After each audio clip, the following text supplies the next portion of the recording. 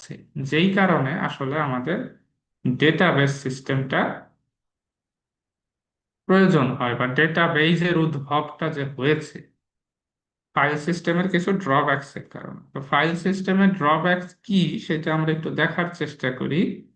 প্রথম ড্রব্যাকসে বলা হচ্ছে ডেটা রিডান্ডেন্সি অ্যান্ড ইনকনসিস্টেন্সি। এই টার্মগুলা সারা জীবন লাগবে, মানে এই থ্রু আউট দিস কোর্স, এই যে redundancy, inconsistency, isolation, data integrity, এই টার্মগুলা তোমার প্রয়োজন হবে। তো ফাইল সিস্টেমের প্রথম ড্রব্যাক হচ্ছে data redundancy. What is data redundancy? ধরা যাক তুমি একটা বিশাল বড়, কি বলা যায়, প্রজেক্ট তৈরি করতেছো, সেটা হচ্ছে ইউনিভার্সিটি ম্যানেজমেন্ট সিস্টেম। ফোল্ডার কোথায়? ধরো তুমি একটা প্রজেক্ট তৈরি করতেছো ইউনিভার্সিটি ম্যানেজমেন্ট সিস্টেম। এখন যখন বড় বড় সফটওয়্যার বানানো হয়, সেই সফটওয়্যারগুলি কি একজন মানুষ বানায় না অনেক মানুষ বানায়? বলো তো। স্যার অনেক মানুষ মিলে বানায়, টিম আকারে বানায়। হ্যাঁ, ধরো একটা বড় সফটওয়্যার বানাতে গেলে 4-5টা টিম সেখানে থাকে। ধরা যাক তুমি তোমার ইউনিভার্সিটি ম্যানেজমেন্ট সিস্টেম বানাচ্ছো, এখানে তোমার 3টা টিম আছে। এখন আমাকে বলো যে কি কি টিম থাকতে পারে তোমার ইউনিভার্সিটি ম্যানেজমেন্ট সিস্টেমে?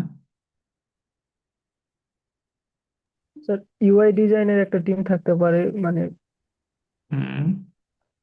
আহ,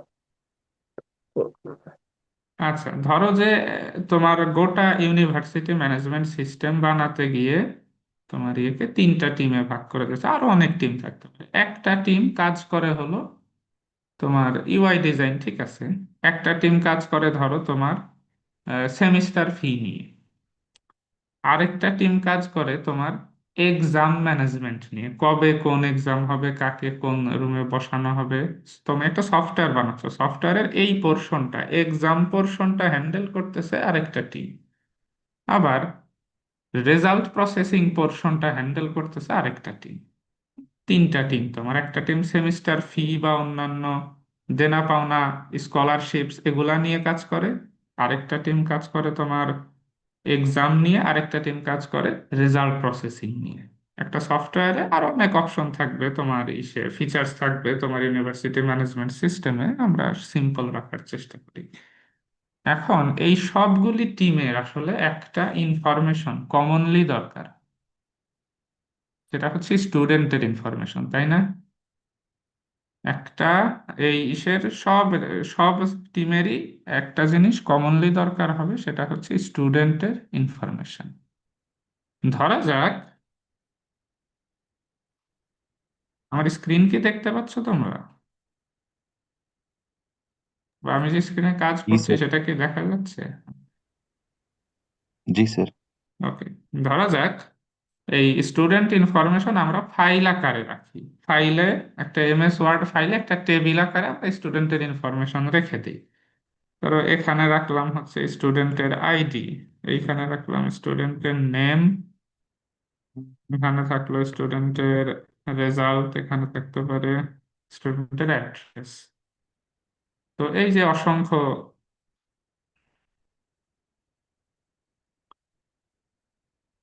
আমি একটু পপুলেট করে নিই টেবিলটা, বুঝতে সুবিধা হবে। আচ্ছা, এখন প্রত্যেক সেকশন তো আলাদা আলাদা কাজ করতেছে। তাহলে এই যে একটা ফাইল আমি তৈরি করলাম স্টুডেন্ট ইনফো নামে, স্টুডেন্ট ইনফো নামে যে একটা ফাইল তৈরি করলাম, এইটা আমি তৈরি করছি হচ্ছে তোমার এই যে দেখো টিম 1-এর জন্য। টিম 2-রও তো এই ফাইলটা দরকার হবে, তাই না? কারণ জি সবার স্যার। সাথে, সবার কাজের সাথেই তো আসলে স্টুডেন্ট ইনফরমেশন রিলেটেড। তো যখন টিমগুলো আলাদা আলাদা কাজ করবে এবং তারা স্টুডেন্টের তথ্য সেন্ট্রালি কোনো এক জায়গায় না রেখে এরকম ফাইলে লিখে রাখবে, তখন যেটা হবে যে একই তথ্য, একই ফাইল 3জনের কাছে থাকবে, মানে একটা ফাইলেরই 3টা কপি থাকবে। একটা ফাইলেরই 3টা কপি থাকবে। এই যে সেম ইনফরমেশনের অনেক অনেক কপি, মাল্টিপল কপি, থাকার বিষয়টাকে বলে হচ্ছে ডেটা রিডান্ডেন্সি। সেম ডেটা অনেকগুলা কপি থাকাকে বলে ডেটা রিডান্ডেন্সি। এতে সমস্যা কোথায়? তুমি হয়তো ভাবতে পারো এই ছোট্ট একটা ফাইল তিনটা চারটা টিমের কাছে থাকলে সমস্যা কি। তুমি যখন একটা বড় সিস্টেম বানাবা তখন এই রকম ডেটা থাকবে হচ্ছে গিগাবাইট গিগাবাইট ডেটা। তো প্রত্যেক টিমের কাছে যদি এরকম আলাদা আলাদা ফাইল থাকে, তোমার স্পেস অনেক বেশি নষ্ট হবে, তোমার রিসোর্স অনেক বেশি নষ্ট হবে। এই জন্যে ডাটা রিডান্ডেন্সি আসলে আমরা সব সময় চাই না। ডাটা রিডান্ডেন্সি আমরা চাই না, কিন্তু তুমি যদি ফাইল সিস্টেম ব্যবহার করো, এই ফাইল, স্টুডেন্ট ইনফো ফাইল সব 10টা টিম থাকলে 10 জনের কাছেই থাকতে হবে।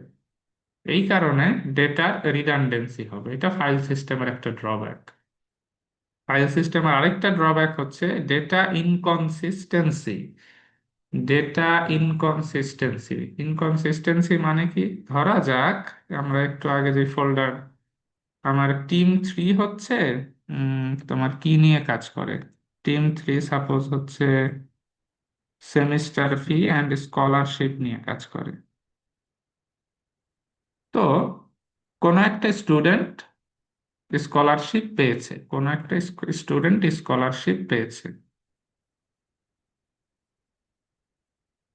তার স্কলারশিপ স্ট্যাটাস হচ্ছে ইয়েস।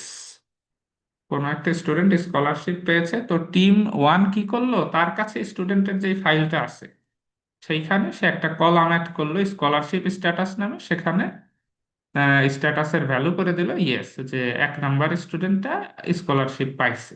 আচ্ছা, এখন এই যে আপডেটটা হইল, ফাইলটা যে আপডেট হইলো, এটা কার ফাইল আপডেট হইলো বলো তো? টিম 3। টিম 3-র ফাইলটা আপডেট হইলো, কারণ সে স্কলারশিপ নিয়ে কাজ করে, সে জানে কে স্কলারশিপ পাইছে কে পায় নাই, সে আপডেট করে দিল। কিন্তু বাকি 2 জনের কাছে যে স্টুডেন্ট ইনফরমেশন ছিল, ওটা কি আপডেট হয়েছে? না স্যার। ওইটা আপডেট হয় নাই। তাহলে একই স্টুডেন্টের ইনফরমেশন টিম 3-র কাছে একরকম, টিম 1 আর 2-র কাছে আবার ভিন্ন রকম। কেন এই ঘটনাটা ঘটতেছে? কারণ আলাদা আলাদা ফাইল। এই যে একই ইনফরমেশন এক জায়গায় একরকম আরেক জায়গায় আরেক রকম, এই ঘটনাকে বলা হয় ডেটা ইনকনসিস্টেন্সি। আমি বলবো স্টুডেন্ট 1-এর ডেটা ইজ ইনকনসিস্টেন্ট, কারণ আমি দেখতে পাচ্ছি যে টিম 3-র কাছে যে ফাইল সেখানে বলা হচ্ছে স্কলারশিপ আছে, বাকি 2 জনের কাছে scholarship status no. So data inconsistent. আচ্ছা, এবার আসে ডিফিকাল্টি ইন অ্যাক্সেসিং ডেটা। ধরো তুমি একটা ফাইল আকারে রেখে দিছো, একটা পিসিতে ফাইলটা আছে। এখন টিম 3-তে 10 জন মেম্বার আছে, সবারই তো ওই ডেটা অ্যাক্সেস করার দরকার হয়। এখন ওই ফাইলটা, স্টুডেন্ট ইনফো ফাইলটা যদি আমার 10 জন অ্যাক্সেস করতে চায়, এটা যদি একটা সিম্পল ডক ফাইল হয় বা এক্সেস ফাইল হয়, সবাই মিলে অ্যাক্সেস করাটা কঠিন। আমরা একটা ফাইলকে আসলে সবাই মিলে অ্যাক্সেস করতে পারবো না। এই তুমি হয়তো বলতে পারো যে স্যার আমি গুগল ডক্সে রাখি, সবাই মিলে এডিট করা যাবে। তো আসলে এর একটা লিমিট আছে গুগল ডক্সে, ঠিক আছে? এর একটা লিমিট আছে। আবার আরেকটা ঝামেলা দেখা দিতে পারে, সেটা হচ্ছে একই সাথে ধরো আহ, একই ইনফরমেশন 3 জন মিলে এডিট করা শুরু করছে, টিমের 3 জন একই ইনফরমেশন এডিট করা শুরু করছে, তখন একটা ঝামেলা লেগে যাবে।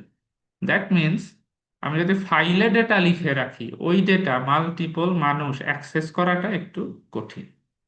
এই জন্য আমার দরকার হয় centralised database. Database management system বা সফটওয়্যার ব্যবহার করে আমরা এই যে মাল্টিপল অ্যাক্সেস এর যে সমস্যাটা, এটা দূর করে ফেলতে হবে।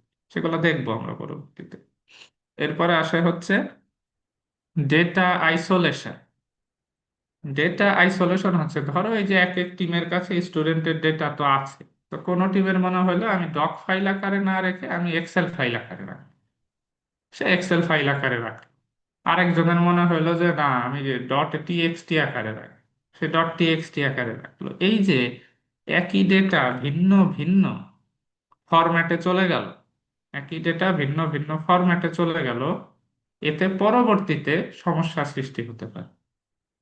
এই কারণ এই সমস্যাকে বলা হয় হচ্ছে ডেটা আইসোলেশন। আবার এমনও হতে পারে যে ধরো কোনো একটা টিম, সাপোজ একটা সিনারিও চিন্তা করো যে 4th ইয়ারের আগে কেউ স্কলারশিপ পায় না, এখন স্কলারশিপ নিয়ে যেই টিমটা কাজ করতেছে, সে ভাবলো যে আমার তো বাকি 3 ইয়ারের তথ্য দরকারই নেই, আমি ডিলিট করে দিই, দিল ডিলিট করে। তাহলে কি হইলো যে ফোর্থ ইয়ারের তথ্য আছে হচ্ছে তোমার টিম 3-র কাছে। আবার দেখা গেল যে টিম 2-রও কিছু তথ্য দরকার, কিছু তথ্য দরকার না, সেও কিছু ডিলিট করে দিল। এই ক্ষেত্রে একটা ভাগ হয়ে গেল, আইসোলেট হয়ে গেল। এই ঘটনাকে বলে হচ্ছে ডেটা আইসোলেশন। আচ্ছা, এরপরে আসতেছে হচ্ছে ইন্টিগ্রিটি প্রবলেমস। এটাও খুবই প্রয়োজনীয় একটা টার্ম, সেটা হচ্ছে ডেটা ইন্টিগ্রিটি। তোমার যারা ব্যাংক অ্যাকাউন্ট ব্যবহার করো, তোমাদের নিশ্চয়ই জানা আছে যে ব্যাংক অ্যাকাউন্টে একটা মিনিমাম অ্যামাউন্ট অফ টাকা থাকতে হয়, তাই না? কত টাকা সেটা? 500-র মতো স্যার। হুম, হ্যাঁ। যদিও ব্যাংক ভেদে আলাদা আছে, তারপরেও ধরে নেই আমরা যে 500 টাকা থাকতে হয়। এখন কোনো কাস্টমার যখন তার অ্যাকাউন্ট থেকে অ্যাকাউন্ট জিরো করে ফেলতেছে, তখন তাকে একটা কি বলা হয়, নোটিফিকেশন দেওয়া হয় যে আপনি অ্যাকাউন্ট জিরো করতে পারবেন না, মিনিমাম 500 টাকা থাকতে হবে। এই যে ডেটার উপরে একটা শর্ত বসানো হইল যে account balance must be greater than 500, suppose. এই যে শর্ত বসানো হইল, এই ধরনের শর্তকে বলে হচ্ছে কনস্ট্রেইন্ট। আরো অনেক শর্ত থাকতে পারে, এটা জাস্ট একটা সিম্পল শর্ত। আর একটা শর্ত ধরো থাকতে পারে অ্যাকাউন্ট ব্যালেন্স 500-র কম হইতে পারবে না। আর একটা কি থাকতে পারে যে কেউ সেভিংস অ্যাকাউন্ট খুললে সে আসলে ওইটাকে ডিপিএস হিসাবে ব্যবহার করতে পারবে না, এরকম শর্ত থাকতে পারে। তো ডেটার উপরে যে শর্ত বসানো হয়, এই শর্তকে বলা হয় হচ্ছে কনস্ট্রেইন্ট।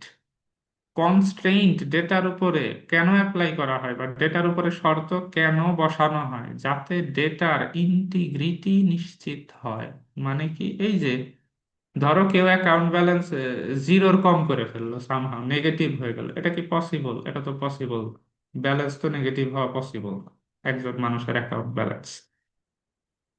তো যখন একটা অ্যাকাউন্টের ব্যালেন্স নেগেটিভ হয়ে যায়, আমরা বলতে পারি যে এই ডেটার আসলে ইন্টিগ্রিটি নাই, মানে ডেটাটা সঠিক না। ঠিক আছে, সহজ ভাষায় আমরা বলতে পারি ইন্টিগ্রিটি হচ্ছে ডেটার সঠিকতা।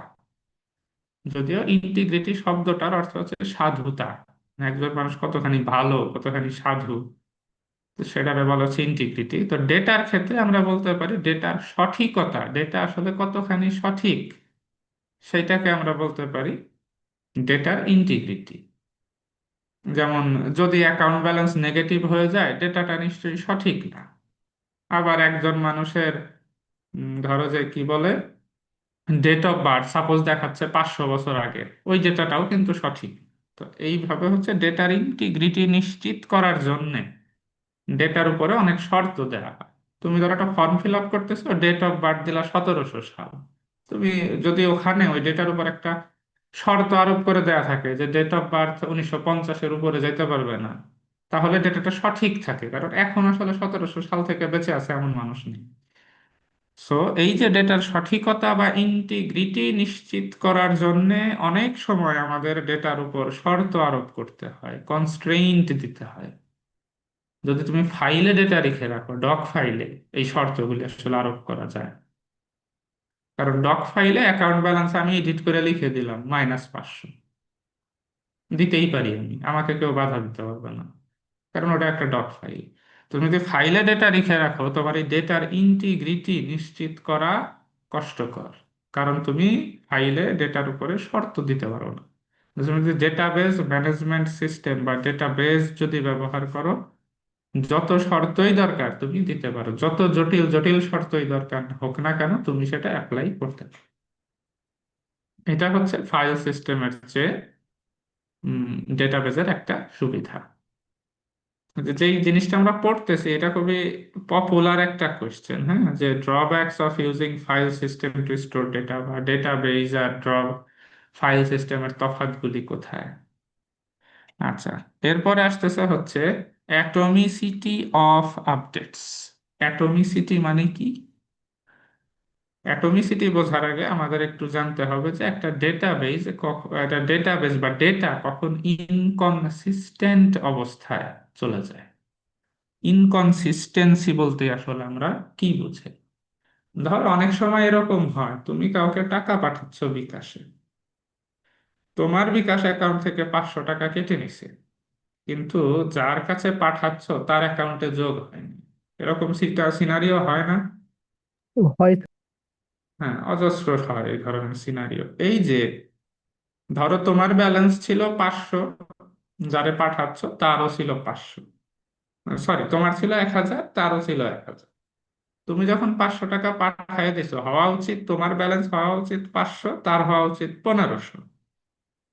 এইটা হইলে ডেটা ঠিকঠাক থাকে, কিন্তু দেখা গেল হয়ে গেল এমন তোমার টাকা কেটে নিছে, তোমারটা 500 হয়ে গেছে ব্যালেন্স, তারটা আর 1500 হয়নি, তারটা 1000-ই রয়ে গেছে। এই যে ঝামেলাটা ঘটে গেল মাঝপথে, আমরা তখন বলবো যে ডেটা ইনকনসিস্টেন্ট অবস্থায় আছে। ডেটা ইনকনসিস্টেন্ট অবস্থায় আছে। কনসিস্টেন্ট কখন থাকতো? যখন তোমার 1000, তার 1000, ব্যালেন্সের যোগফল 2000। তো 500 তুমি পাঠাইলে তোমার হবে 500, তার হবে 1500, ব্যালেন্সের যোগফল কিন্তু সেই 2000-ই থাকার কথা। যদি থাকতো বলতাম ডেটা কনসিস্টেন্ট আছে, কিন্তু মাঝপথে ঝামেলা ঘটে গেলে ডেটা হয়ে যায় ইনকনসিস্টেন্ট। তো যখন তুমি ফাইল সিস্টেম ব্যবহার করবে, একটু কল্পনা করো যে বিকাশ তার গ্রাহকের তথ্য লিখে রাখে একটা ফাইলে। ধরো রায়হানের নামে একটা ফাইল, সাহেবের নামে একটা ফাইল আছে এরকম। তো যখন রায়হান টাকা পাঠায়, ম্যানুয়ালি ওর ফাইলে গিয়ে মাইনাস করে, আবার সাহেবের ফাইলে গিয়ে যোগ করে। এই রকম ঘটনা যদি ঘটতো, যদি ফাইলে লিখে রাখতো, তাহলে এইরকম ডেটা ইনকনসিস্টেন্টির ঘটনা অহরহ ঘটতে থাকতো। এটা হচ্ছে ফাইল সিস্টেমের একটা ড্রব্যাক। যখন আমরা সেন্ট্রালাইজড ডেটাবেজ ব্যবহার করি, সেখানে অনেক অনেক শর্ত আরোপ করি, অনেক অনেক কন্ডিশনস লিখে রাখি, তখন আসলে এই ধরনের ইনকনসিস্টেন্সি একটু কমই ঘটে। আরেকটা ড্রব্যাক ফাইল সিস্টেমের, সেটা হচ্ছে concurrent access by multiple users. ওই যে একটু আগে আমরা বলেছি যে হ্যাঁ, কনকারেন্ট অ্যাক্সেস বা একই সাথে একাধিক ইউজার যে অ্যাক্সেস করতেছে, এটা বেশ কঠিন হয়ে যায়। আরেকটা প্রবলেম আছে, সেটা হচ্ছে সিকিউরিটি প্রবলেমস। সিকিউরিটি প্রবলেমস কি, যখন একই ফাইল হাজার হাজার মানুষ বা শত শত মানুষ ব্যবহার করতেছে, তখন আসলে ওই ফাইলটার সিকিউরিটি কম্প্রোমাইজ হয়ে যায়। তুমি যখন একটা টেক্সট ফাইলে বা এক্সেল ফাইলে ডেটা লিখে রাখতেছো, তোমার স্টুডেন্টের ডেটা, তোমার এমপ্লয়ির ডেটা, আর অজস্র মানুষ সেই ফাইল খুলতেছে, এডিট করতেছে, তখন আসলে সিকিউরিটি আর থাকে না, ডেটা সিকিউরিটি এনশিওর করা যায় না। তো এগুলাই ছিল হচ্ছে একটা ফাইল সিস্টেমের সাথে ডেটাবেজের তফাৎ, বা ফাইল সিস্টেমের কি কি অসুবিধা আছে, কেন আমার ডেটাবেজ দরকার হইল। এটা একটা খুবই ইম্পর্টেন্ট কোয়েশ্চেন, অনেক পরীক্ষায় টরীক্ষায় আসে। এখানে একটা ডেটা এক্সাম আইসোলেশন নিয়ে যদি আরেক আছে, ডেটা আইসোলেশন, যেন এই যে এইটা না, ডেটা আইসোলেশন হচ্ছে ধরো তোমার ইউনিভার্সিটি ম্যানেজমেন্ট সিস্টেম বানাচ্ছো, 5টা টিম আছে। টিম ওয়ানের সব স্টুডেন্টের তথ্য দরকার নাই, টিম টুরও সব স্টুডেন্টের তথ্য দরকার নেই, টিম থ্রিরও সব স্টুডেন্টের তথ্য দরকার নেই। তো তারা কি করলো, তাদের যতটুকু দরকার শুধু তার কাছে ততটুকুই রাখলো। কেউ ফার্স্ট ইয়ারের তথ্য রাখলো, কেউ সেকেন্ড ইয়ারের, কেউ থার্ড ইয়ারের, কেউ ফোর্থ ইয়ারের। এই যে তোমার গোটা সকল স্টুডেন্টের ডেটা যে ভাগাভাগি হয়ে গেল, এতে যখন তোমার সব স্টুডেন্টের ডেটা একসাথে দরকার হবে, তখন আসলে তুমি তো পাবা না। কারণ টিমগুলা কি করছে, তার কাছে যতটুকু দরকার খালি ততটুকু রাখছে, টিম টু তার কাছে যতটুকু দরকার ততটুকু রাখছে। আইসোলেশন মানে আইসোলেট হয়ে যাওয়া, ভাগ ভাগ হয়ে যাওয়া, আলাদা হয়ে যাওয়া। ঠিক আছে, তো এমন হইতেই পারে তোমার সব স্টুডেন্টের তথ্য দরকার, তখন তোমার কি করতে হবে, টিম ওয়ান এ রাখতে হবে, এই তোমার কাছে কি তথ্য আছে পাঠাও তো। টিম টু রে রাখতে হবে, এই তোমার কাছে কি তথ্য আছে পাঠাও। টিম থ্রি রে রাখবা, তোমার তথ্য পাঠাও তো। তারপর সব আবার মার্জ করে তোমার মোট তথ্য, গোটা তথ্য পাইতে হবে। কিন্তু যদি একটা সেন্ট্রালাইজ ডেটাবেজে সব তথ্য রেখে দেওয়া যাইতো, তাহলে কি হইতো, যার যেই তথ্য দরকার সে ওই তথ্য নিয়ে কাজ করতো, কিন্তু তথ্যগুলো কিন্তু ডেটাবেজে একসাথেই থেকে যেত। কিন্তু ফাইল সিস্টেমে যখন আলাদা আলাদা ফাইলে আলাদা আলাদা ডেটা থেকে যায়, সেই ডেটা একত্রিত করা কষ্টকর। আবার এই যে একত্রিত করার কথা বলতেছি, সাপোজ টিম ওয়ান তার তথ্য রাখছে এক্সেল ফরম্যাটে, টিম টু রাখছে ডক ফরম্যাটে, টিম থ্রি রাখছে ডট টিএক্সটি ফরম্যাটে, আবার ডট ডিএটি ফরম্যাট আছে, তোমরা অলরেডি জানো এই ধরনের অনেক ফরম্যাট আছে, এক এক টিম এক এক ফরম্যাটে ডাটা লিখে রাখছে। তারপরে এগুলার মার্জ করা তো এক বিশাল প্যারাদায়ক কাজ। তো এই ডাটা আইসোলেশনে যেটা হয় যে আলাদা আলাদা ডাটা হয়ে যায়, আবার আলাদা আলাদা ফরম্যাট হয়ে যায়, তো এগুলাকে মার্জ করে একত্রিত করাটা কঠিন হয়ে যায়। কিন্তু ডেটা বেইজে ডেটাগুলি কনসিস্টেন্ট আকারে থাকে। বুঝতে পারছি আমরা? জি না। স্যার, জি স্যার। অ্যাটমিসিটি অফ আপডেট জিনিসটা একটু যদি বলতেন। আচ্ছা, atomicity of update, atomicity, atom কি বলো তো? Sir, smallest particle. হ্যাঁ, তার মানে যদিও অ্যাটমকেও ভাঙা যায়, তবে ধরে নেওয়া হয় যে অ্যাটম হচ্ছে স্মলেস্ট পার্টিকেল। অ্যাটমকে আর ভাঙা যায় না, এটা একটা ইউনিট। ভাঙা যায় পরবর্তীতে আমরা দেখছি, বাট স্বাভাবিকভাবে ধরে নাও এটা একটা ইউনিট। তার মানে এই যে এক্সাম্পলটা দিলাম, যে তুমি একটা ট্রানজেকশন করতেছো, তোমার বিকাশে 1,000 টাকা, বন্ধুর বিকাশে 1,000 টাকা। তুমি একটা ট্রানজেকশন করতেছো, 1,000 টাকা পাঠাচ্ছ। এই ট্রানজেকশনে আসলে দুইটা অপারেশন আছে, এক হচ্ছে তোমার অ্যাকাউন্ট থেকে টাকা কেটে নেয়া, বন্ধুর অ্যাকাউন্টে টাকা যোগ হওয়া। এই দুইটা অপারেশন মিলে হচ্ছে একটা ট্রানজেকশন। এই দুইটা অপারেশন মিলে হচ্ছে একটা ট্রানজেকশন। এরা একটা ইউনিট, একটা অ্যাটমের মতো। এমন হইতে পারবে না যে তোমার কাছ থেকে কেটে নিল, বন্ধুর অ্যাকাউন্টে যোগ হইল না, তাইলে এইটা একটা ট্রানজেকশন হবে না। ঠিক আছে? ট্রানজেকশন প্রসেসিং নামে একটা গোটা চ্যাপ্টার আছে, ওইখানে আমরা দেখবো। আপাতত এইটুকু বুঝে রাখি আমরা, যে আমার অ্যাকাউন্ট থেকে তোমার অ্যাকাউন্ট থেকে টাকা কেটে নেওয়া, বন্ধুর অ্যাকাউন্টে টাকা যোগ করা, এই দুইটা অপারেশন মিলেই হচ্ছে একটা ট্রানজেকশন। এমন হইলে যদি হয় যে ট্রানজেকশনের অর্ধেক কমপ্লিট অর্ধেক কমপ্লিট না, বা তোমার অ্যাকাউন্ট থেকে টাকা টাকা কেটে নিছে, বন্ধুর অ্যাকাউন্টে টাকা যোগ হয় নাই, এই ঘটনাকে বলা হচ্ছে তোমার ডেটা ইনকনসিস্টেন্ট অবস্থায় চলে গেছে। তার মানে তোমার এই যে ট্রানজেকশনটা ঘটলো তার অ্যাটমিসিটি নষ্ট হয়েছে, তার অ্যাটমিসিটি নাই। অ্যাটমিসিটি শব্দটা ব্যবহার হয় ট্রানজেকশন এর ক্ষেত্রে। ট্রানজেকশনের মধ্যে অনেকগুলা অপারেশন থাকে, একটা ট্রানজেকশন সফল হওয়ার জন্য সবগুলা অপারেশনই কমপ্লিট হইতে হবে। যদি না হয় তাহলে আমি বলবো যে আমার এই ট্রানজেকশনের অ্যাটমিসিটি নাই। অ্যাটমিসিটি না থাকার কারণে আমার ডেটা ইনকনসিস্টেন্ট অবস্থায় চলে গেছে। বুঝতে পারছি? জি স্যার। ওকে। তো এখানে একটা ইউনিভার্সিটির ডেটাবেজের এক্সাম্পল দেয়া হয়েছে, তোমরা এসব জানো। হুম, হুম, হুম। আচ্ছা, এই যে ডেটাবেজের কলাম, রো, এগুলা সম্পর্কে তো আমরা জানি, তাই না? জি sir.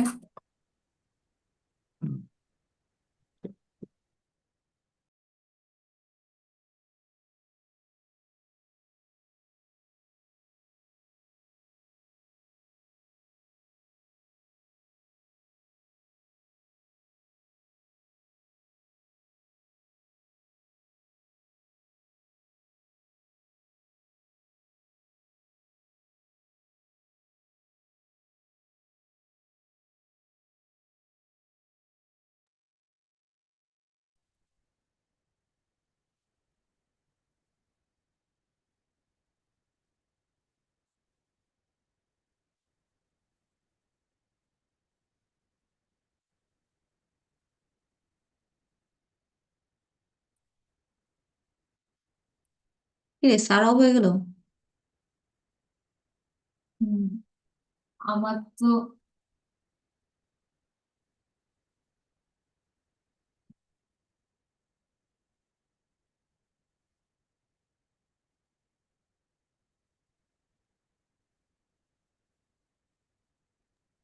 Sorry for the interruption. আমরা আবার ফিরে যাই, সেটা হচ্ছে ডেটা মডেল।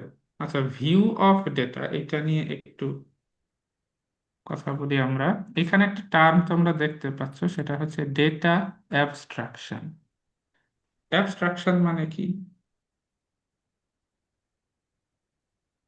বের করে নিয়ে আসা। না, অ্যাবস্ট্রাকশন মানে লুকিয়ে রাখা। ও, অ্যাবস্ট্রাকশন মানে লুকিয়ে রাখা। ইম্পর্টেন্ট শুধুমাত্র ওগুলোই দেখানো, বাকি বাইরের। হ্যাঁ, দেখো এই অ্যাবস্ট্রাকশন অনেক লেভেলে হয়। দেখি তো এটা এই স্লাইডে আছে নাকি অ্যাবস্ট্রাকশনের লেভেল।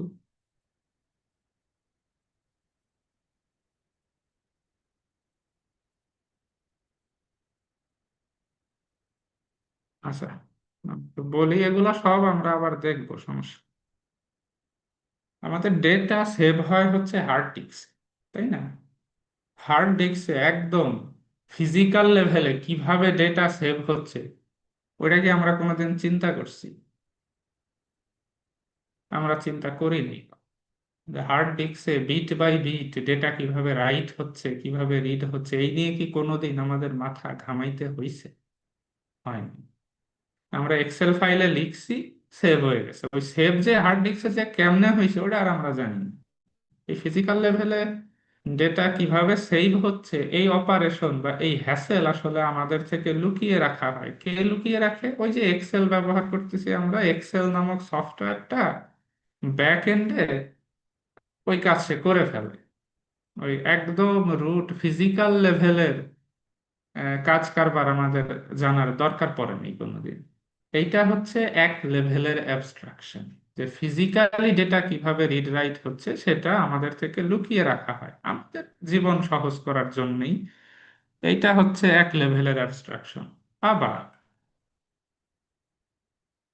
আচ্ছা, এক্সকিউজ মি।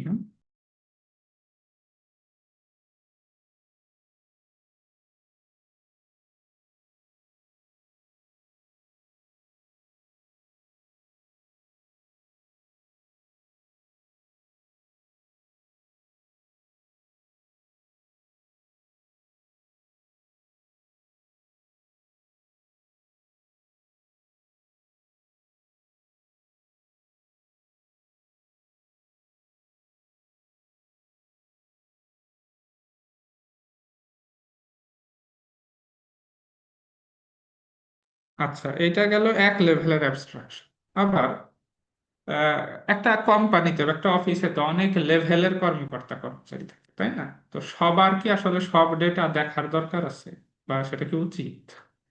না স্যার। ধরো যিনি সিইও, তিনি কোম্পানির সব ডেটা, ফিনান্সের ডেটা, সব এমপ্লয়ির ডেটা সবকিছু দেখতে পারার কথা। বাট যিনি একজন টাইপিস্ট হিসাবে আছেন ওনার কিন্তু সব ডেটা দেখতে পারা কথা না, উচিত। এতে আসলে অনেক বড় ঝামেলা হয়ে যেত। তো এক এক লেভেলের কর্মকর্তা এক এক ধরনের ডেটা দেখতে পাবে, বা ডাটার এক একটা অংশ দেখতে পাবে। তার মানে আরেকটা অংশ লুকিয়ে রাখা হবে। এইটা হচ্ছে আরেক লেভেলের অ্যাবস্ট্রাকশন। ঠিক আছে? তারপরে একটা অ্যাবস্ট্রাকশন আছে ফিজিক্যাল লেভেলে কিভাবে ডেটা রিড রাইট হয় জানি না আমরা, লুকিয়ে রাখা হয়, দরকার পড়ে না জানা। এটা এক ধরনের অ্যাবস্ট্রাকশন। আরেক ধরনের অ্যাবস্ট্রাকশন হচ্ছে যার যার ডেজিগনেশন অনুযায়ী তার কাছ থেকে অন্য ডেটাগুলিকে লুকিয়ে রাখা। এটা আরেক ধরনের অ্যাবস্ট্রাকশন। তো এই ডেটা অ্যাবস্ট্রাকশন জিনিসটা ইম্পর্টেন্ট। তুমি যখন একটা ডেটাবেস ডিজাইন করবে তোমাকে এই বিষয়গুলিও কন্ডিশনে লিখে রাখতে হবে, যে যে ব্যক্তি ডেটাবেসটা অ্যাক্সেস করতেছে সে আমার ডেটাবেসের কতটুকু অংশ দেখতে পাবে। তার ডেজিগনেশন অনুযায়ী যতটুকু দেখার ততটুকুই দেখতে পাবে, বাকিটুকু তার কাছ থেকে লুকিয়ে রাখবে। তাকে বলে ডেটা অ্যাবস্ট্রাকশন। একটা ডেটার নানা ধরনের ভিউ থাকতে পারে। সিইওর কাছে ডেটার ভিউ একরকম, এক ধরনের ভিউ সে দেখতে পায়। একজন টাইপিস্ট সে আরেক ধরনের ভিউ দেখতে পায়। একজন এইচআর ম্যানেজার সে আরেক ধরনের ভিউ দেখতে পায়। তো ডেটার নানা রকম ভিউ থাকতে পারে। আচ্ছা, এবার আসি হচ্ছে ডেটা মডেলস। ডেটা মডেল হচ্ছে আসলে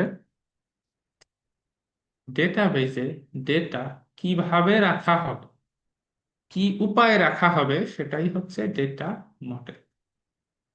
একটা শব্দ বলি, এইটা মনে রাখবা through out the course. Relation মানে টেবিল। রিলেশন মানে টেবিল। এই কোর্সে যত জায়গায় তুমি রিলেশন দেখতে পাবা বুঝবা যে একটা টেবিলের কথা। আচ্ছা, ডেটা মডেল বা ডেটা কিভাবে রাখা হয়, অনেক উপায়ে ডেটা রাখা হয়। তার ভেতরে একটা উপায়ের নাম হচ্ছে relational model. Relational model, relational মডেলে এই যে এরকম টেবিল আকারে ডেটা, রিলেশনাল মডেলে টেবিল আকারে ডেটা রাখা। প্রতিটা কলাম হচ্ছে এক একটা অ্যাট্রিবিউট, প্রতিটা রো কে বলা হয় এক একটা রেকর্ড। রো কে বলা আরো নাম আছে, এটাকে রো বলা হয়, রেকর্ড বলা হয়, টাপল বলা হয়।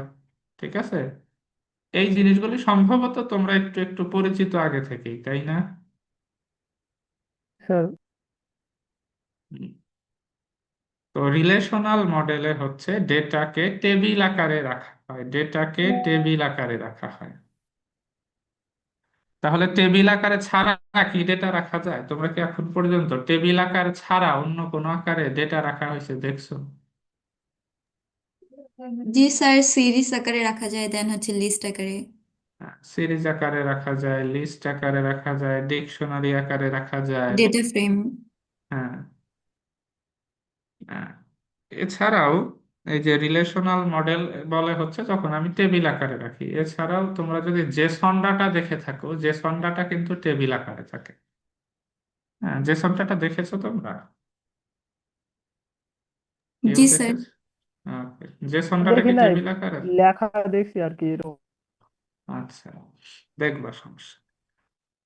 তো জেসন ডাটা টেবিল আকারে থাকে না। আবার গ্রাফ আকারে ডেটা রাখা যায়।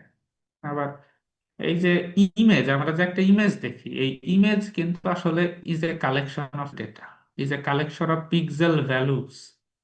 তো ইমেজ আকারেও ডেটা। তো সবচেয়ে পপুলার বা এই কোর্সে আসলে আমরা যেই ধরনের ডেটা মডেল নিয়ে পড়ালেখা করব সেটা হচ্ছে রিলেশনাল মডেল। সেটা হচ্ছে রিলেশনাল। একটা রিলেশনাল মডেলের যেই ডেটাবেসটা বানানো হয়েছে সেই ডেটাবেসে অনেকগুলা টেবিল থাকে। যেমন আমি আমার ইউনিভার্সিটি ম্যানেজমেন্ট সিস্টেম যদি বানাতে চাই, এর জন্য যে ডেটাবেস থাকবে সেখানে কি কি টেবিল থাকতে পারে? Any idea?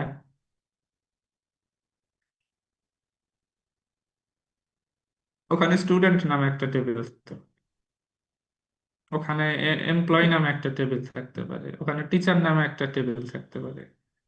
ঠিক আছে, ওখানে অনেক ধরনের, এই যে এখানে আছে লেভেল অফ অ্যাবস্ট্রাকশন, এটা বলছি তোমাদের। আচ্ছা, এই বিষয়গুলা পরবর্তীতে আমরা আরো দেখবো, থিওরি ক্লাস এটা শেষ করে দিব। এখন আমরা মোটামুটি যে আলোচনা দরকার হয়েছে, এখন আমরা একটু প্র্যাকটিক্যালি যাই। তোমাদেরকে জ্যাম্প ইনস্টল করতে বলছিলাম, করছো? জি স্যার। সবার পিসিতে জ্যাম্প ইনস্টল আছে? কেউ কি ল্যাপের মধ্যে বসে বসে মোবাইলে ক্লাস করতেছো? কে কে আসো বলো তো এরকম। আমাকে ধরে নিব সবাই ল্যাপটপ সামনে নিয়ে বসে বসে ক্লাস করতেছো? স্যার। ওকে, এটা অ্যাকচুয়ালি আমাদের ল্যাব, সো আমাদের হাতে কলমে কাজ করতে হবে। আমরা জাস্ট শুরুটা করব ল্যাব। জ্যাম্প কি জিনিস? জ্যাম্প হচ্ছে একটা সফটওয়্যার। এই সফটওয়্যারটা তোমাকে একটা লোকাল ওয়েব সার্ভার বানাইতে সহায়তা করে। এখন কথা হলো ওয়েব সার্ভার কি? সার্ভার শব্দটা তো আমরা প্রচুর শুনি, প্রচুর ব্যবহার করি, তাই না? সার্ভার কি? Any idea what is server?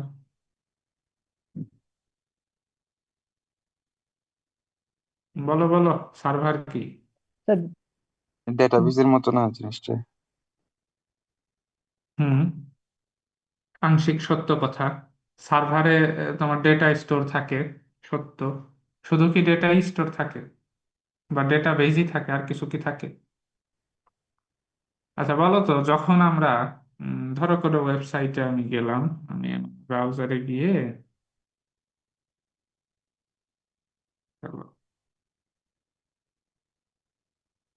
আমি আমার ব্রাউজারে গিয়ে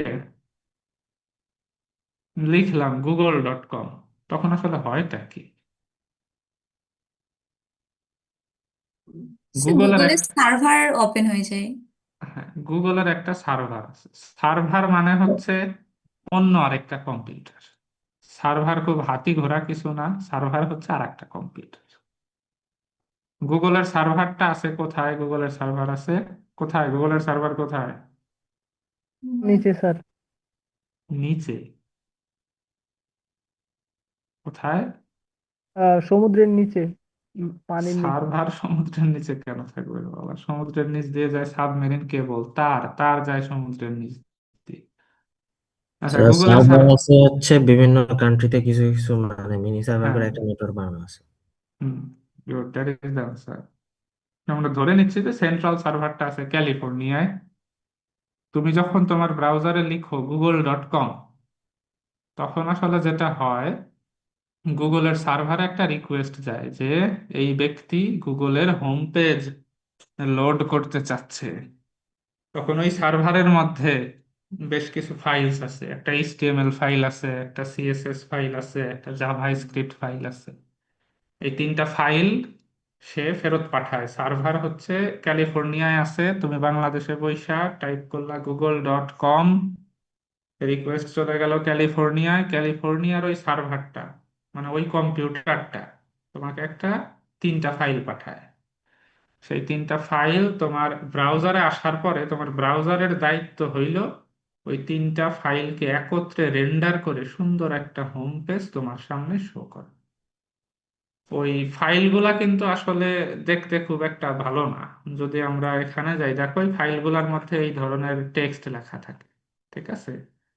এই টেক্সট আকারের লেখাগুলাকে এইরকম সুন্দর করে তোমার সামনে প্রেজেন্ট করাই হচ্ছে ইসের উদ্দেশ্য, ব্রাউজারের কাজ। তো যাই হোক, সার্ভারে এরকম এইচটিএমএল ফাইল, সিএসএস ফাইল থাকে, আর থাকে হচ্ছে ডেটাবেস। ডেটাবেস থাকে। তো তুমি যখন ডেটাবেস নিয়ে কাজ করবা, তখন আসলে জ্যাম্প তোমাকে একটা ওয়েব সার্ভার বানায় দেবে। তোমার পিসিটাই তখন একটা সার্ভার হিসাবে কাজ করে। যেহেতু তোমাকে একটা সার্ভার সে বানায় দিচ্ছে তোমার পিসিতেই, সো তুমি তখন ওখানে ডেটাবেস তৈরি করতে পারবা, ক্রিয়েট করতে পারবা, ডিলিট করতে পারবা। তো আমরা জ্যাম্প চালু করি। আরো অনেক উপায় আছে জ্যাম্প ছাড়াও। মাইস্কিউএল সার্ভার ব্যবহার, ও আচ্ছা, সব ইম্পর্টেন্ট কথা যেটা ভুলে গেছি, জ্যাম্পটা চালু করে রাখো, পরেরটা পরে দেখতেছি।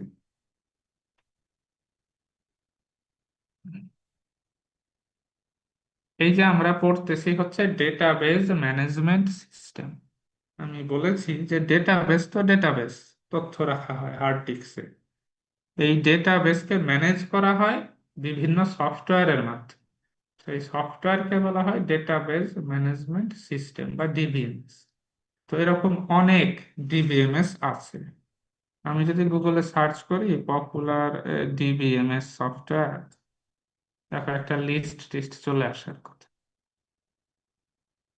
দেখো, ওরাকল ডেটাবেজ, ওরাকল নামে একটা ডিবিএমএস বা সফটওয়্যার আছে যেটা দিয়ে ডেটাবেজ ম্যানেজ করা যায়। আছে মাই এসকিউএল, আছে মাইক্রোসফট এসকিউএল সার্ভার, আছে পোস্টগ্রে এসকিউএল, আছে মারিয়া ডিবি, আচ্ছা আইবিএম ডিবি 2, আছে এসকিউলাইট, আছে মাইক্রোসফট অ্যাক্সেস। এগুলা হচ্ছে রিলেশনাল ডেটাবেস, তার মানে এগুলাতে ডেটা রাখা হয় টেবিল আকার।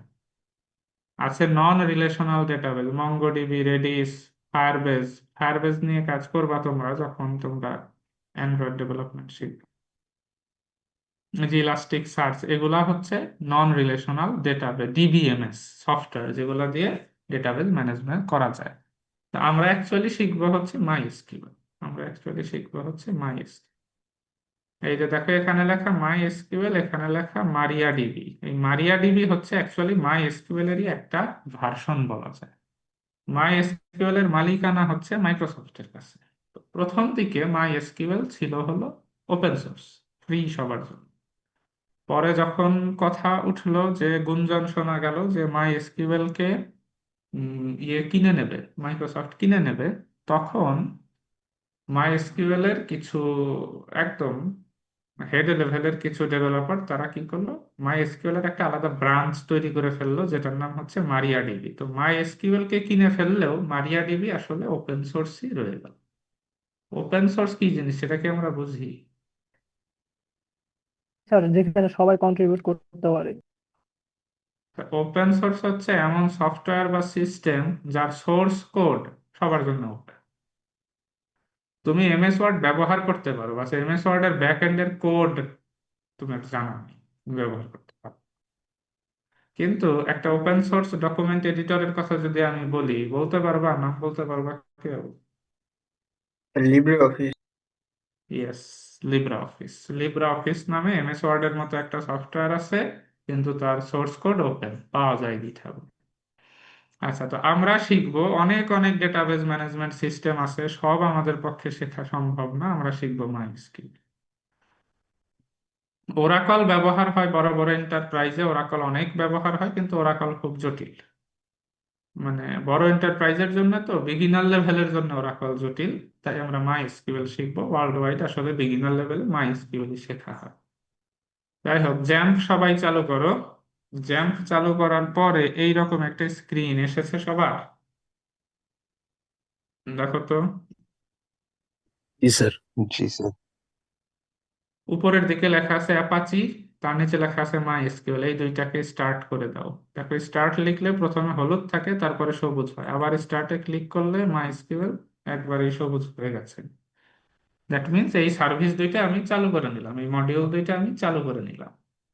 এখন একদম ডান দিকে দেখো আছে শেল, শেল লেখা, দেখতে পাচ্ছ?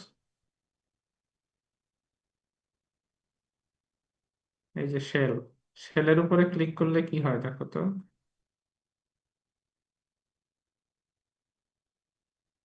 আসছে এরকম একটা কমান্ড লাইন সবার? জি স্যার। স্যার ওকে, কারো সমস্যা হলে জানাবে আমাকে। আর আই হোপ যত দ্রুত আমাদের আসলে অনলাইন, অফলাইন ক্লাস শুরু হবে। অনলাইন বোগাস জিনিস। যাই হোক, দেখো একটা হ্যাশ লেখা, তার পাশে একটা কার্সর লাফালাফি করতেছে, তাই না?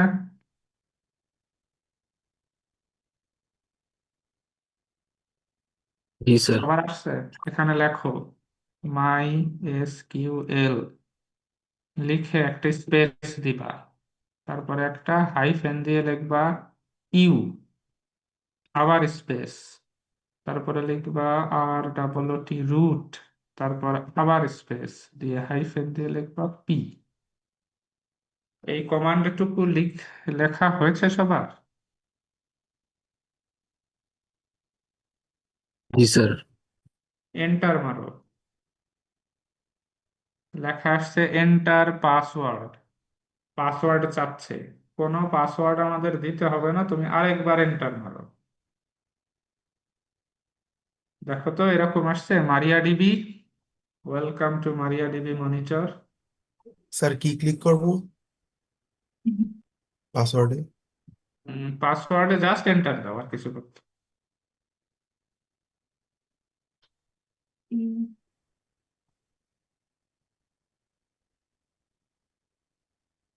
এই অবস্থায় যদি সবার এসে থাকে,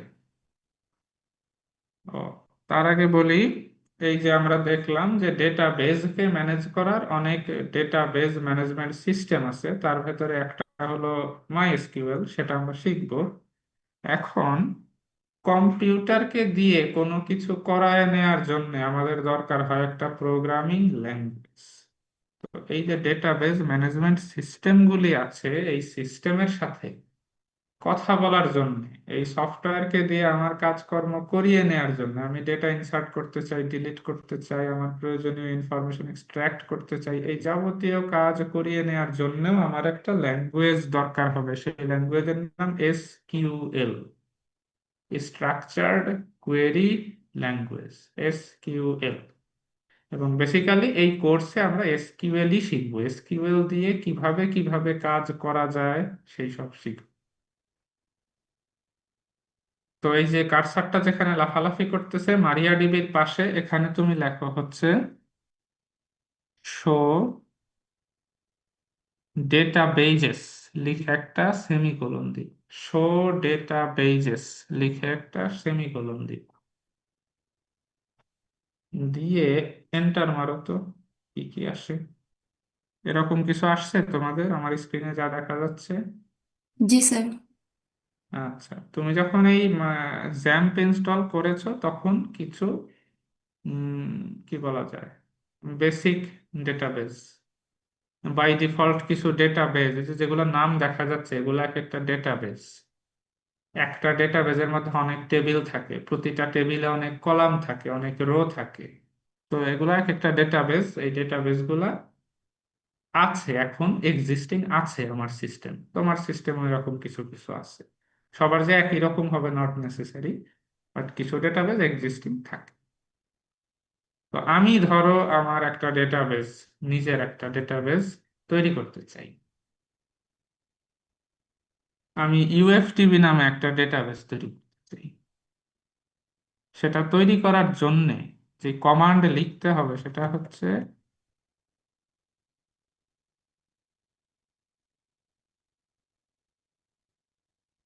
ক্রিয়েট ডেটাবেজ ইউএফটিবি।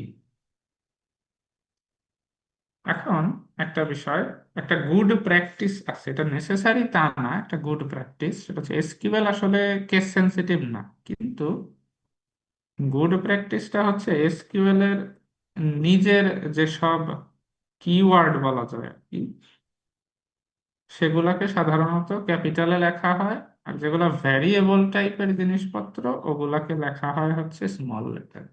এটা একটা গুড প্র্যাকটিস, না লিখলে যে হবে না তা না, হবে। আচ্ছা, আমরা যদি লিখি ক্রিয়েট ডেটাবেজ ইউএফটিবি, ইউএফটিবি নামে একটা ডেটাবেজ আমি তৈরি করতে চাচ্ছি, এন্টার দিলাম। সবার কি কুয়েরি ওকে আসছে? জি স্যার। সবার আসছে? কেউ কি এ পর্যন্ত কোনো সমস্যা ফেস করেছো? জি স্যার আসছে। ওকে। এখন তুমি একটা ডেটাবেস তৈরি করেছো ইউএফটিবি নামে, এবার দেখি তো আসলেই তৈরি হয়েছে কিনা। আমার সিস্টেমে এক্সিস্টিং ডেটাবেস সমূহ দেখার কমান্ড হচ্ছে শো ডেটা বেজেস। দেখো তো এবার ইউএফটিবি দেখা যায়? আগের বার ছিল না, এবার দেখা যায়?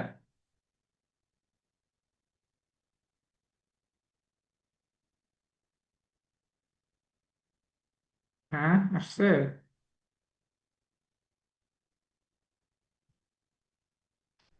কথা বলো, কথা বলো। এই যে ইউএফটিবি, এটা আসছে, সবার সবার আসছে? আসছে স্যার। ওকে, গুড। তো আমরা একটা ডেটাবেস তৈরি করে ফেললাম, এটা আসলে এখন ফাঁকা ডেটাবেস। আমার ডেটাবেজে কি থাকতে হয়? টেবিল থাকতে হয় নাকি? Sir table. হ্যাঁ, আগে তো টেবিল, তারপরে সেই টেবিলে কলাম রো থাকবে। ধরো আমার ইউএফটিবি ডেটাবেজে তিনটা টেবিল থাকবে, টিচার্স, এমপ্লয়িজ, স্টুডেন্টস, আরো থাকতে পারে। আবার ওগুলা, তাহলে এখন আমার ডেটাবেজ, আমার সিস্টেমে যেই যেই ডেটাবেজ আছে আমি দেখতে পারতেছি। এর মধ্যে থেকে আমি ইউএফটিপি নামক ডেটাবেজের উপরে কাজ করব। তাহলে আমাকে লিখতে হবে ইউজ, বা এভাবে লিখি, ইউজ ইউএফটিবি। দেখো আমার সিস্টেমে অনেক ডেটাবেজ আছে, আমি তার ভেতরে ইউএফটিবি নিয়ে কাজ করতে চাই, ওখানে টেবিল তৈরি করতে চাই, ওখানে ডেটা ইনসার্ট করতে চাই। এই জন্য আমাকে আগে চালু করে নিতে হবে, লিখতে হবে ইউজ ইউএফটিবি। যদি এন্টার দেই, দেখো ডেটাবেজ চেঞ্জড। এরপরে লেখা মারিয়া ডিবি, ব্রাকেটে লেখা ইউএফটিবি। যার মানে এখন তুমি যে কাজই করবা, যদি টেবিল বানাও, টেবিল ডিলিট করো, সব হবে ইউএফটিবি ডেটাবেস, সব হবে ইউএফটিবি ডেটাবেস। এই পর্যন্ত কি সবাই আছি একসাথে? জি স্যার। জি স্যার। ওকে। এখন এই জি ডেটাবেজে স্যার। আমি একটা টেবিল তৈরি করতে চাচ্ছি, স্টুডেন্ট নামে একটা টেবিল তৈরি করতে চাচ্ছি। স্টুডেন্ট নামক টেবিল যদি আমি তৈরি করতে চাই, আচ্ছা তার আগে একটা কথা বলি, সেটা হচ্ছে এখানে কাজ করতে গিয়ে হয়তো অনেকে একটা সমস্যা ফেস করবে, সেটা হচ্ছে তুমি যদি সেমিকলন না দিয়ে এন্টার প্রেস করো তাইলে কি হবে। সাপোজ আমি দেখাই, ক্রিয়েট ডেটাবেজ, ডেটাবেজের নাম না দিয়ে আমি এন্টার মারলাম, এখন এটা নিচের লাইনে চলে গেছে, তাই না? মাথায় রাখতে হবে এই কমান্ড লাইনে যখন কাজ করব, যতক্ষণ পর্যন্ত সেমিকলন না দিচ্ছি ততক্ষণ পর্যন্ত একটা সিঙ্গেল লাইন হিসাবে এটাকে ট্রিট করা হবে, একটা সিঙ্গেল লাইন হিসাবে এটাকে ট্রিট করা হবে। তো ক্রিয়েট ডেটাবেজ, এইখানে তুমি যদি লেখো ইউএফ টিবি টু, এই যে যা লিখলাম আমি দুই লাইনে, প্রথম লাইনে লিখলাম ক্রিয়েট ডেটাবেজ, তারপর একটা এন্টার মারলাম, একটা অ্যারো চিহ্ন হলো আসলো, এরপরে লিখলাম ইউএফটিবি টু। এই গোটাটাই আসলে একটা সিঙ্গেল কমান্ড হিসাবে বিবেচ্য। ঠিক আছে, ইভেন আমি সেমিকলনটা এখানে না দিয়ে যদি এখানে দিতাম, একই কথা। এই 3 লাইনই একটা সিঙ্গেল কমান্ড হিসাবে বিবেচ্য। আচ্ছা, তো যাই হোক, আমরা যাচ্ছি না।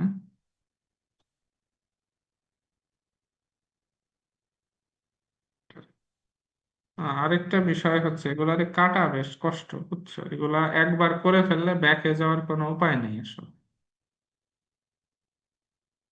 আচ্ছা,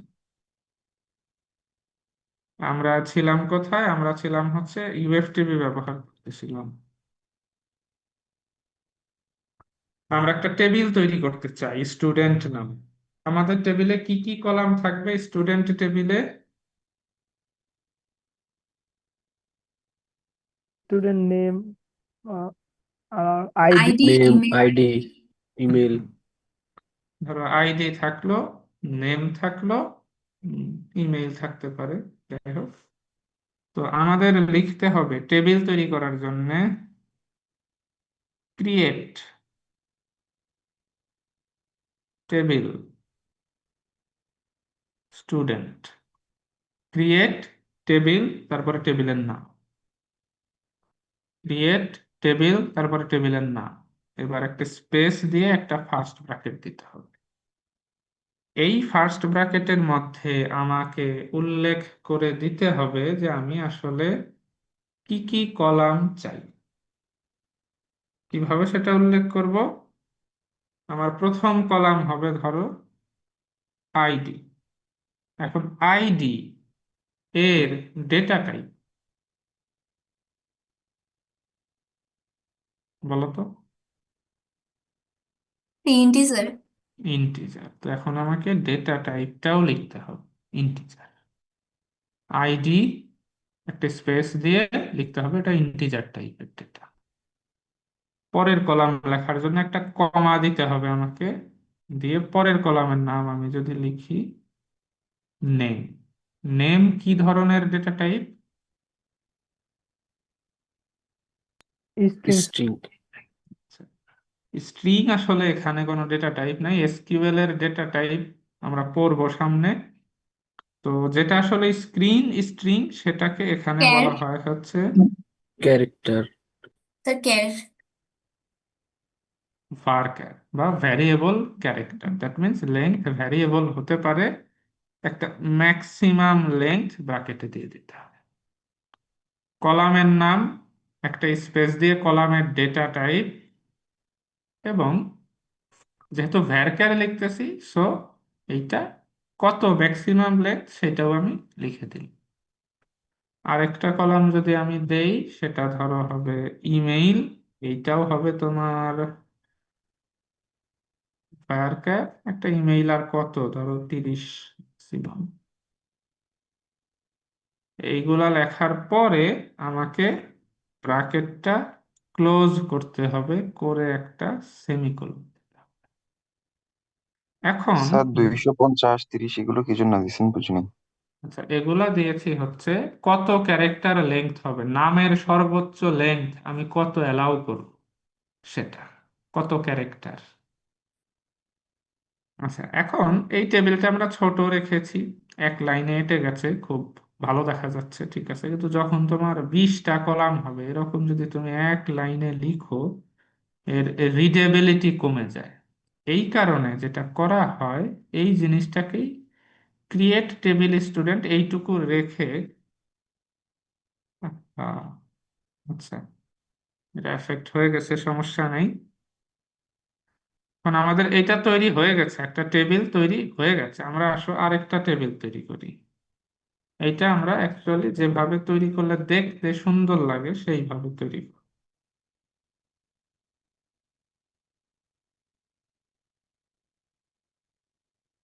এরপরে আমরা চলে যাব নিচে, প্রতি লাইনে আমরা একটা করে কলামের নাম লিখবো। ধরো একজন টিচারেরও তো আইডি থাকে,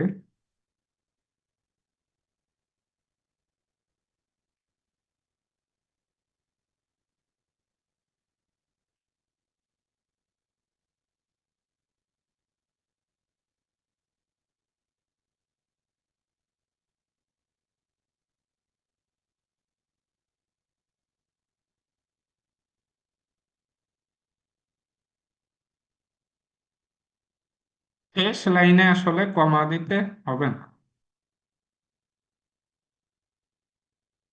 দেখো তো, এবার একটু পড়তে সুবিধা হয় না, রিডেবিলিটি বাড়ে না যদি আমরা এভাবে লিখি, ভেঙে ভেঙে, আলাদা আলাদা লাইনে।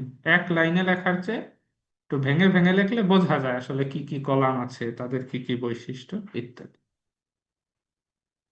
এবার যদি এন্টার দেই, তোমাদেরকে আসছে?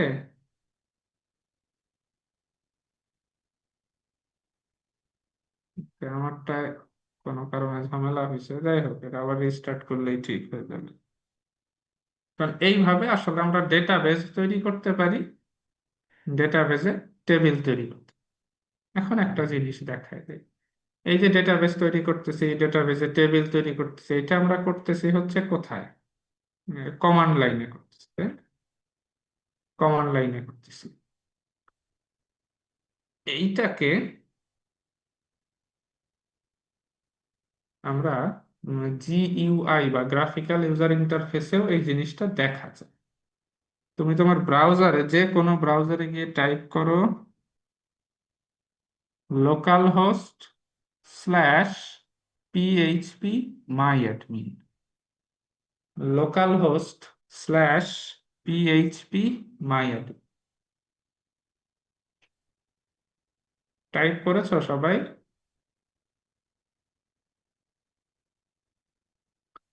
ব্রাউজারের অ্যাড্রেস বারে গিয়ে টাইপ করো লোকাল হোস্ট স্ল্যাশ পিএইচপি মাই অ্যাডমিন, করে যদি এন্টার দাও, দেখি কোথায় যায়।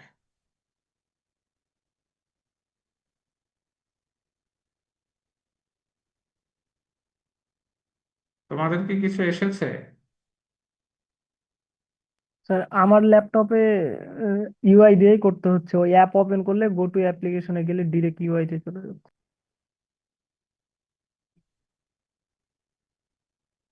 আচ্ছা, তোমাদের কি কোনো পেজ এসেছে যারা উইন্ডোজে আছো? জি স্যার স্যার। কেমন দেখতে? আমারটা আসতেছে না এখনো। কেমন দেখতে? যেটা আসছে সেটা দেখতে কেমন বলো তো? উপরে লেখা হচ্ছে পিএইচপি মাই অ্যাডমিন, হুম। তার নিচে হচ্ছে বিভিন্ন অপশন আছে, নিউ, ইনফরমেশন, স্কেমা, মাই এসকিউএল, এরকম।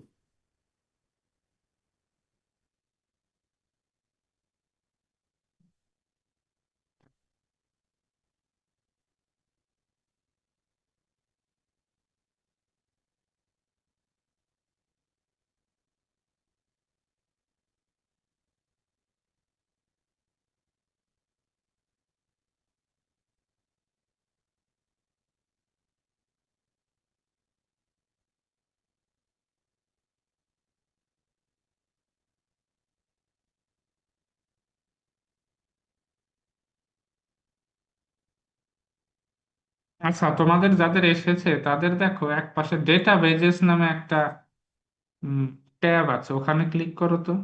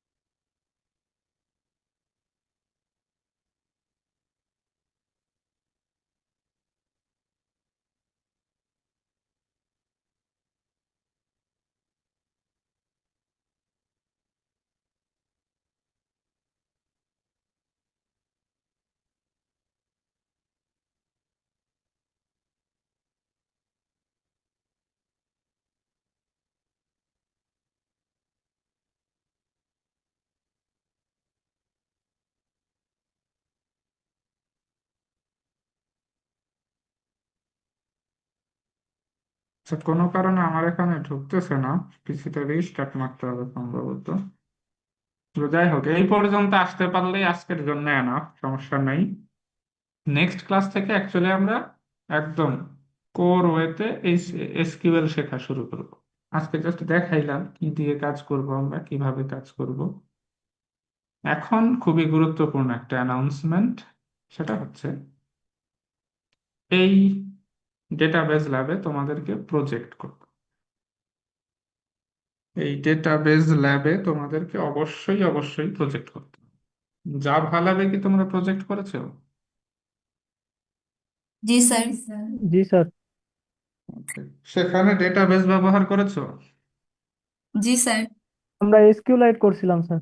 এসকিউএল তাহলে তো ভালো। এখন আমরা মাইএসকিউএল শিখি, আরেকটা শেখা হয়ে গেল, একই জিনিস আসলে, ঘুরে ফিরে একই জিনিস।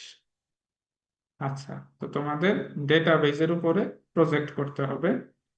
এটা হবে হচ্ছে একটা গ্রুপ প্রজেক্ট, প্রতি গ্রুপে থাকবে 3 জন করে।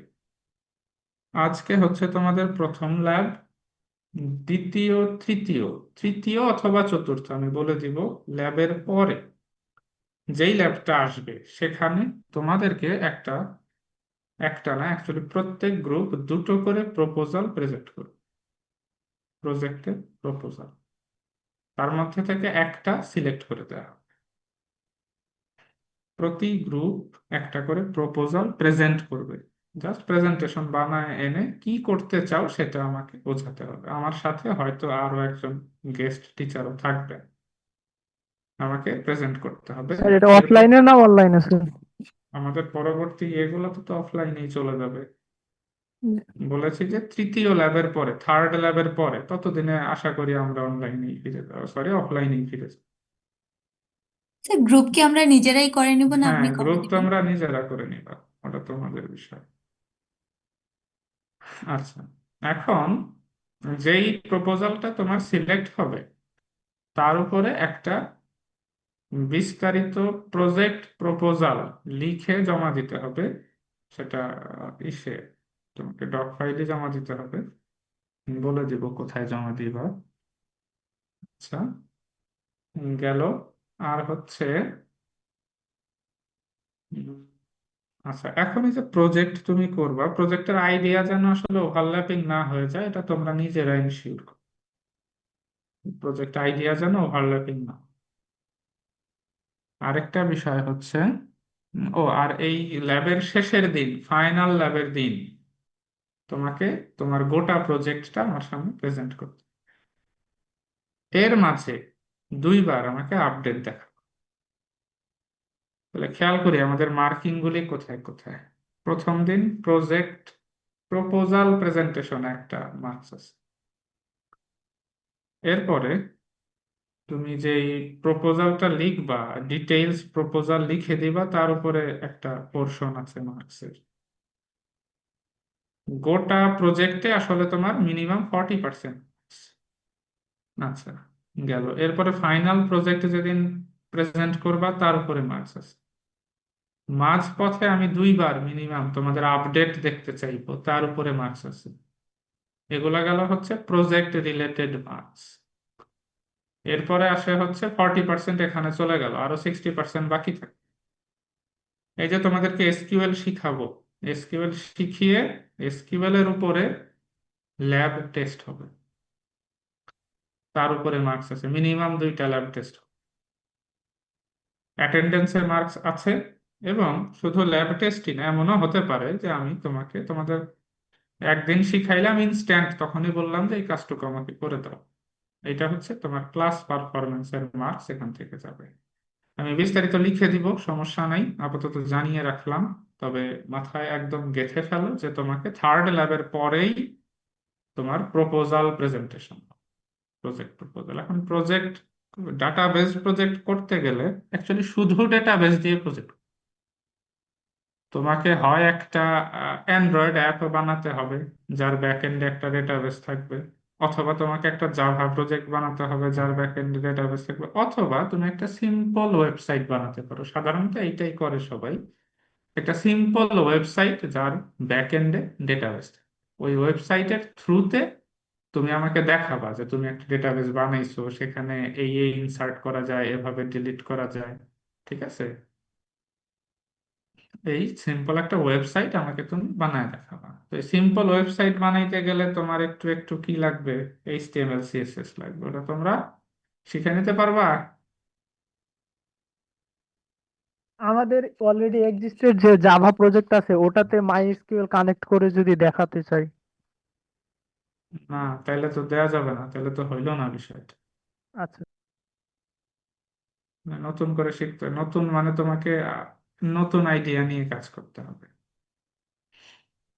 তো আমি সাজেস্ট করব তোমরা এরকম আমাকে ছোট একটা, সাজেস্ট না আমি বলেই দিলাম, ছোট একটা ওয়েবসাইট বানায় দাও, ঠিক আছে, যেখানে ডাটা ইনসার্ট করতে পারতেছো, ডিলিট করতে পারতেছো। এই জন্য একটু একটু এইচটিএমএল সিএসএস শিখতে হবে। যদি বলো যে স্যার এর উপরে একদিন একটা ক্লাস লাগবে, আমি দিয়ে দিব, সমস্যা নেই। তবে নিজেরাই শিখে নিতে পারবা। তো এই গেল প্রজেক্ট সংক্রান্ত আলাপ আলোচনা। সো আইডিয়া গ্যাদার করা শুরু করো, টিম প্রিপেয়ার করা শুরু করো। থার্ড ল্যাবের পরেই আমরা proposal presentation. So be prepared. আজকের ইন্ট্রোডাক্টরি ল্যাব এইটুকুই, আমাদের পুরো দস্তর পড়ালেখা নেক্সট দিন থেকে শুরু হবে ইনশাল্লাহ। আচ্ছা, এবার অ্যাটেন্ডেন্স নিচ্ছি আমি। Roll number 1, yes sir. 2, Majed নাই, 3, রোল নাম্বার 3, এই শাহেদ ছিল, আমি ওকে দেখেছি, ও কোথায়? Yes sir. মাজেদ আছে স্যার, ও একটু বাইরে গেছে স্যার, এইমাত্র গেছে। এসব কথাবার্তা বললে হবে? স্যার ও আমার রুমমেট স্যার, ও একটু বাইরে গেছে। আচ্ছা, roll number 4, yes sir. 5, sir. 6, Abdullah,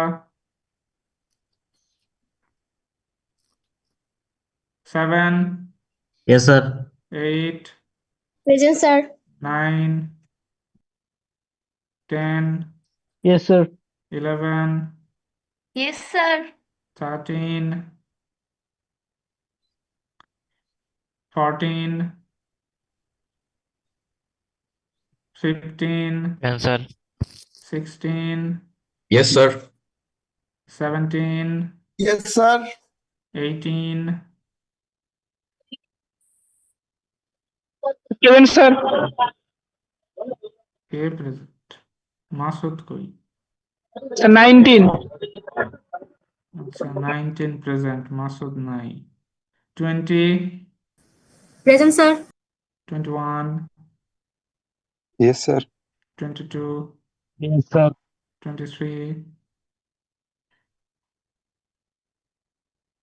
24, yes sir.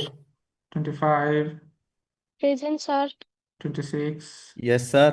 27, present sir. 28, yes sir. 29, yes sir.